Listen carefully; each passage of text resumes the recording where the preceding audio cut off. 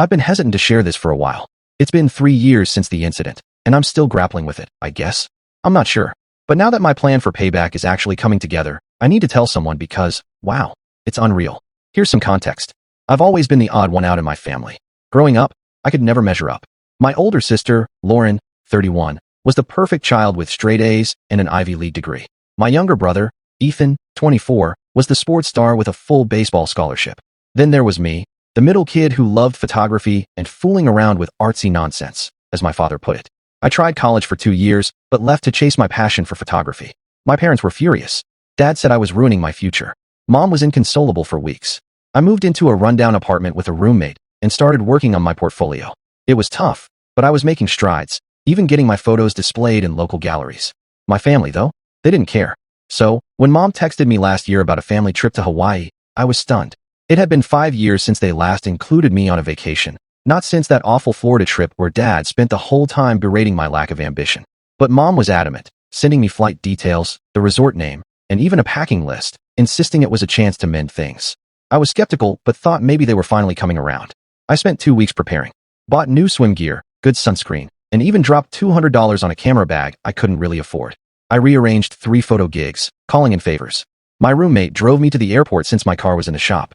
We met at my parents' place the morning of the flight. It was tense, but bearable. Mom was oddly enthusiastic, double-checking my packing. Dad barely acknowledged me, as usual. Lauren was glued to her phone, and Ethan kept giving me weird smirks. I chalked it up to typical family dynamics. We drove 3 hours to the airport in Dad's fancy SUV. I tried to make small talk, but they kept exchanging glances, like they were in on something. I thought they were just being their usual critical selves. At the airport, we checked in, cleared security, and reached gate B7. I was actually starting to feel hopeful, thinking this trip might bring us closer. Then, at boarding, everything fell apart. As my family pulled out their boarding passes, I reached for mine. That's when Dad started laughing. A cold, mocking laugh I'd never heard before. He turned to me and said, "You really thought we'd take you along?" I thought it was a bad joke at first, but then they all burst out laughing. Mom was wiping tears, saying, "We only told you about the trip to see if you'd actually show up. Look at this sad little loser with his suitcase. Did you tell your imaginary friends you were going on vacation?" Lauren was filming it all for her Instagram, with her 3,000 followers, narrating, "OMG, he actually came to the airport. This family reject thought he was going to Hawaii." Ethan was doubled over, saying, "You packed your swim shorts, bro. You told your coworkers you were going. You're 27 and still fall for everything. Even kids can see you're a total failure." People around us stared, some awkward, others pretending not to notice. I stood there, humiliated, my face burning. Then Dad got serious, staring me down. "Look at you. 27, living in that filthy apartment. You're not our son. You're our biggest mistake." He tossed a crumpled $20 at my feet. "For gas," he sneered. "And here's the truth. We changed the locks. Don't come back for holidays. You're nothing to us." As they walked to first-class boarding, something in me broke. Years of enduring their criticism, chasing their approval. For this? I yelled after them. "You'll regret this. Mark my words." Dad smirked, saying, "The only regret is that our last name is on your birth certificate." I didn't cry or plead. I just smiled, picked up the $20, and left the airport with a clarity I'd never felt before. I blocked their numbers, cut them off social media, and never went back to their house. My roommate was shocked when I told him what happened and let me stay longer while I figured things out. That night, on our balcony, I vowed to myself, this wasn't over.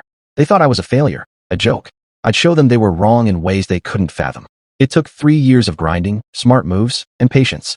2 days ago, my phone blew up, 70 missed calls, 45 texts, all from them. They don't know it yet, but I'm the reason their perfect world is falling apart. And I'm just getting started. The first week after their prank was brutal. I sat in my apartment, staring at the wall for hours. My roommate, Jake, was a saint, ordered pizza, didn't pry, just let me process. The next day, I got 3 voicemails from Mom acting like nothing happened, asking for help with Dad's computer. I deleted them and blocked her. Things got messy fast. Our lease was ending. Jake was moving in with his girlfriend, and I couldn't afford the place alone. My car was still in the shop, and I was scraping by on instant noodles and last-minute photo gigs. I posted in a photography group online, looking for work. A guy named Marcus replied, needing photos for his real estate website. The pay was modest, but I took it. We met at a cafe, and he was particular about the shots he wanted. I didn't care, money was money. After the shoot, he invited me for a drink. I wasn't in the mood, but I didn't want to go home, so I agreed. That's when things got interesting. Marcus started talking about his real estate work. Then he mentioned a name I knew, Stonehaven Properties, my dad's company. I nearly spilled my drink, but kept my cool, asking casual questions. Marcus didn't know I was connected. He had no reason to.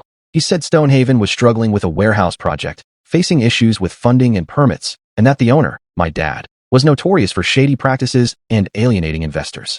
I'd grown up hearing Dad brag about his empire, making my photography seem like a childish hobby compared to his real business. Now, I was hearing the truth. Over the next few weeks, I did more shoots for Marcus, learning more about real estate. He introduced me to his investor contacts, who needed property photos. One, named Clara, loved my work and hired me to document a renovation project. My housing situation was dire. With the lease ending and no new roommate, I was researching storage units, wondering if I could live in one. Spoiler: you can't. Clara offered me her garage apartment for cheap while I worked for her. It was basic, a bathroom and a small kitchen, but I moved in the next day, living their open doors. Clara hosted dinner parties with real estate folks, investors, developers. I got invited, especially when they needed photos. They talked about property like it was a chess game. Who was buying what, which areas were hot, how to spot a good investment. I soaked it up: zoning laws, taxes, financing, stuff I used to ignore when Dad talked. Now, it fascinated me, not just for revenge, but for the possibilities. At one dinner, someone mentioned Dad's company was in deep trouble. He'd overborrowed for a big project, and investors were bailing. I acted unfazed, but inside, I was reeling. The man who'd belittled me for not following his path was failing at it himself. I started researching Stonehaven obsessively: business articles, property records, anything online. I learned it had 3 failed projects in 5 years, surviving on reputation alone. While shooting a property, I noticed water damage the owner missed. Pointing it out saved him thousands, earning me a bonus and a suggestion to consider property inspection. My photography skills translated well to spotting issues, so I started noting problems or potential during shoots. Clients loved it and paid extra. 2 months in, Clara introduced me to Vanessa, a house flipper. I mentioned a small house in an overlooked area I thought had potential. She checked it out, bought it based on my tip, and flipped it for a $60,000 profit, giving me a $5,000 fee, the most money I'd ever had. That's when it hit me. I could be a property scout who also took photos. I used the money for a real estate course, studied the market, and started a business Instagram, posting photos with market analyses. It attracted clients and connections while I tracked Dad's company from afar. Last week, I hit pay dirt. Vanessa invited me to an industry event, mostly for younger real estate folks. I worried Dad might be there, but went anyway, wearing my one good outfit. A guy named Richard, Dad's business partner, was there, looking out of place and begging for investors for a sure-thing project. He didn't recognize me. We'd met years ago, and I'd grown a beard. He was desperate. Stonehaven was near bankruptcy.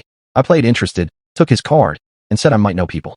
That night, I called Vanessa with an investment idea, sharing details about Stonehaven's weak position without mentioning my connection.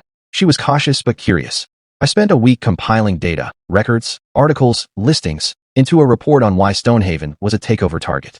Vanessa was impressed and brought in her investor friends. Yesterday, we met with 5 investors. I presented my case, answered tough questions, and they were hooked. Vanessa said they're forming an investment group and want me as a consultant. This morning, my phone exploded: 70 calls, 45 texts from my family. Richard must have mentioned a young hotshot eyeing their company, and Dad figured out it was me. The messages ranged from Dad's rage to Mom's panic to Lauren's fake friendliness. Ethan sent a garbled voice message. I haven't replied. I'm in a cafe now, processing. 3 months ago, I was the family failure humiliated at an airport. Now, I'm part of a group that might take Dad's company. This isn't even the full revenge I planned. It's just the start. Things moved slowly after that meeting. Acquisitions take time, and Vanessa kept stressing patience. I ignored my family's messages, except Mom's occasional "thinking of you" texts, which I ignored. I focused on my consulting business, helping investors spot properties and issues. By year's end, I was earning enough to rent my own place, leaving Clara's garage. Vanessa introduced me to her lawyer, Sophia, to discuss the acquisition. I was nervous about revealing my connection, but Vanessa had already told her. Sophia got straight to business, asking if I was sure about this. I said I'd never been sure. She warned me to stay ethical and ensure my motives didn't cloud my judgment. It made me reflect. Was this just revenge, or was there a real opportunity? I decided it was both. Dad's company had assets, but was tanking due to his arrogance. Around then, I started dating a girl I met at a cafe. After a few weeks, I opened up about my family. She listened quietly, then asked if destroying Dad's company would heal me. I got defensive, saying she didn't understand the pain of being told I was nothing. We fought, and she left. A week later, she ended things, saying she couldn't be with someone consumed by vengeance. That hit hard, making me question my path. Then Lauren texted, asking me to photograph her wedding, like nothing had happened. After she'd live-streamed my humiliation, I blocked her instantly. That text reminded me why I was doing this. My family saw me as a tool, not a person. I called Vanessa, ready to push forward. She said Stonehaven was worse off. 2 investors had left, and a project collapsed. We met with the investor group, 7 of us around a table, reviewing reports. I proposed a strategy: acquire Stonehaven's debt, buy out small investors, and corner them into selling. An investor, coincidentally named Ross, questioned my emotional involvement. I admitted it, but said my insider knowledge of Dad's tactics gave us an edge. They approved the plan. Over 6 months, we executed it, buying debt, properties, tightening the screws. Dad got desperate. Richard's LinkedIn post screamed panic. Then, a setback. Dad secured a new investor. The group was frustrated, and I feared it was slipping away. I dug into the investor's history and found he'd worked with Dad on a failed project with rumors of cut corners. I contacted a city official I knew through Clara, who hinted at buried safety violations. Days at the county clerk's office uncovered proof. Dad had built on contaminated land and faked reports. We didn't blackmail, but informed the new investor of the issues. He backed out within a week. With no lifeline, Stonehaven was done. We offered to buy them out through a holding company, keeping my name off. The terms were fair but firm: accept or go bankrupt. After 2 weeks, they signed. Vanessa sent me a photo of Dad signing away his company. I stared at it, expecting triumph but feeling oddly empty. Then, in company files, I found a family trust folder revealing why they'd always hated me. Dad wasn't my biological father. Mom had an affair with his old partner, who taught me photography and died when I was 14. He'd left me a trust fund for when I turned 30, which Dad had been misusing for his projects. That's why they despised my photography. It tied me to him. Then my phone blew up, 70 calls, 45 texts. They'd learned I was behind the acquisition. Dad's last message: "We need to talk, now." I haven't replied but scheduled a board meeting for tomorrow, and they're summoned to attend. I barely slept before the meeting, watching their desperate messages pile up. Dad cycled through threats, pleas, and bribes. Mom sent guilt trips about family. Lauren left voice messages I deleted. Ethan spammed, "What the hell, man?" I arrived early, choosing a conference room in a hotel chain like the one at the airport. Same vibe, not the same place. A petty touch, but it felt right. Sophia arrived with legal documents, reviewing what we could say. Vanessa brought coffee, sitting where she could stare down my family. The other investors let me handle it. At 10 a.m., they walked in: Dad, Mom, Lauren, Ethan, in business attire, like it was a normal meeting. Dad froze when he saw me at the head of the table, realizing it was real. Mom gasped. Lauren clutched Ethan's arm. I welcomed them calmly, introduced Vanessa and Sophia, and let Dad rant. He called it a betrayal, said I knew nothing about real estate. I let him vent, then said the company wasn't his anymore. Papers were signed, and this was a courtesy meeting. He slammed the table. Mom tried tears, saying she'd always supported my little pictures. Lauren called the airport a joke.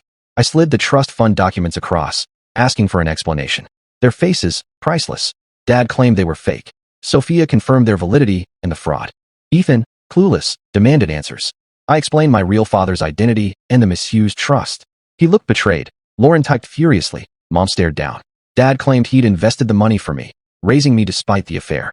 I laughed, listing his cruelty, humiliating me, crushing my passion. I gave 2 options: face fraud charges or sign a settlement admitting guilt and walk away with modest funds. Dad argued, but Mom stopped him. Ethan asked about him and Lauren. I said they weren't liable but weren't innocent either. Lauren asked if I'd ruined them over one bad day. I reminded her of her live stream and years of mockery. She had no response. They had 20 minutes to decide. Dad tried negotiating. I shut him down. He looked defeated, old. Mom asked about salvaging our bond. I said I wasn't sure, but their choice here would matter. Ethan apologized, saying he'd followed Dad's lead and didn't understand why I was treated differently. I said we could talk later, maybe. Lauren stayed silent, glaring. They signed the settlement without reading it fully. Classic. Dad asked what I'd do with the company. I said I'd rebuild it ethically, fixing his mess. He scoffed, saying I'd fail in 6 months. I smiled, noting I'd survived 3 years without him. They left, but Mom lingered, asking to call me later. I said I needed time. After, I exhaled years of tension. Vanessa high-fived me. Sophia organized papers. It was done. 3 weeks later, I'm restructuring the company, and I'm good at it, focusing on potential, not quick profits. Ethan and I met for coffee, awkward, but not bad. He's navigating life without Dad's safety net. I'm not ready to forgive, but I don't hate him either.